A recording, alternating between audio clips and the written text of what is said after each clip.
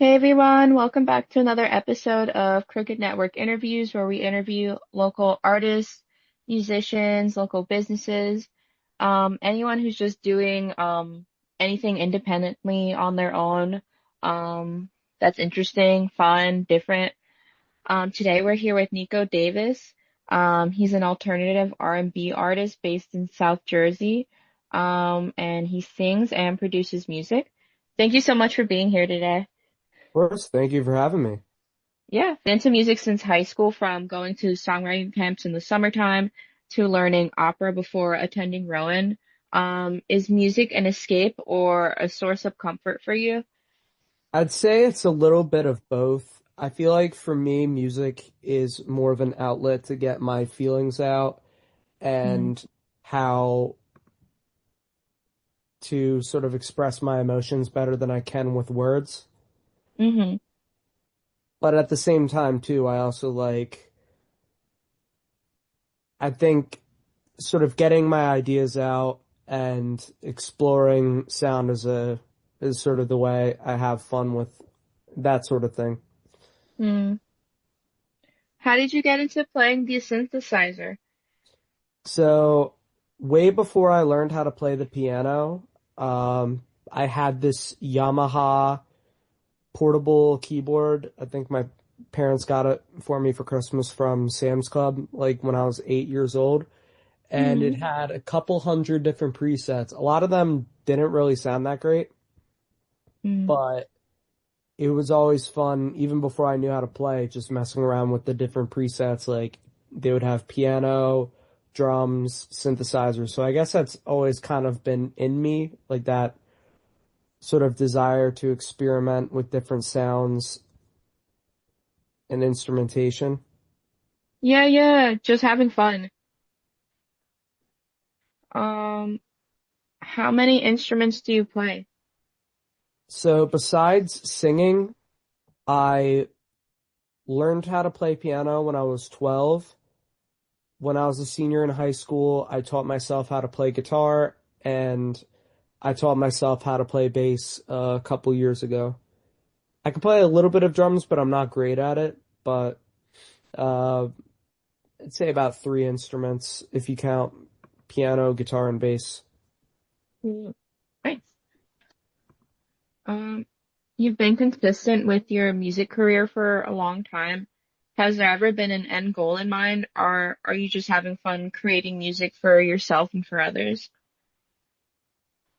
As I feel like for me, my goal is to make music until I don't enjoy it anymore.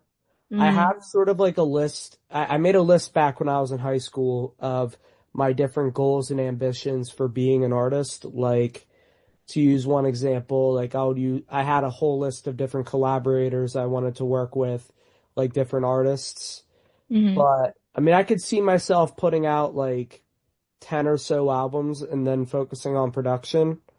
But I also enjoy performing with my band too much to really rule out doing shows. mm. Are there any artists that inspire you or that you take notes from? There are quite a few. I'm a really big fan of the classic artists like Todd Rundgren, Stevie Wonder, Elton John, Prince, David Bowie,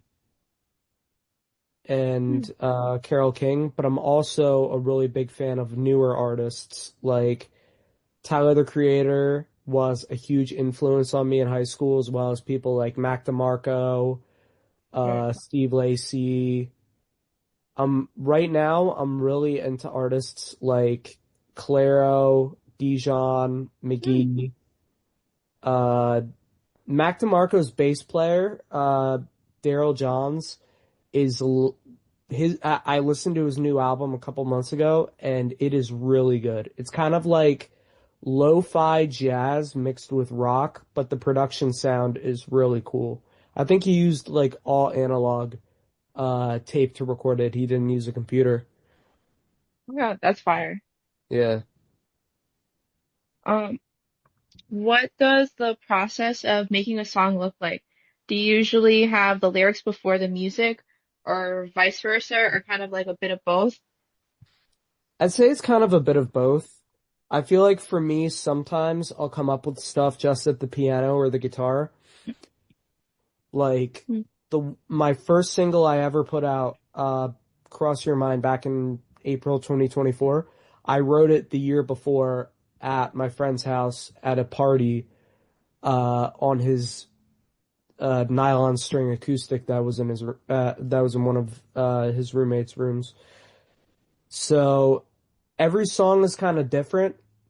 mm, Certain songs I'll just come up with a beat and then I'll like it and then I just come up with lyrics. Other times I write the lyrics when I have downtime at work and kind of shape the song around that. So everything's sort of different. mm. Do you write songs based on your experiences? I'd say so, yeah.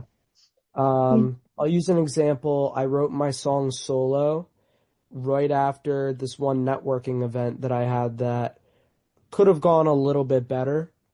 Literally like the day after I came up with the piano part, uh, in the on the upright in the living room, and then the song kind of just took form from there.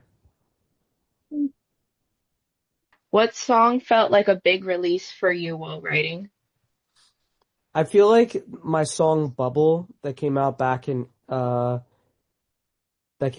September was kind of a standout for me. I feel like that was the first song that I was really proud of that felt like I had all of the ducks in a row leading up to the release of, where it felt like I wasn't purposely trying to copy somebody, and Mm. it was distinctively my own thing. The topic of love comes up in some of your songs. Is love something that you think about a lot? It's funny because like a lot of even though a lot of my stuff is based on like relationships, it's not really something I think about just because not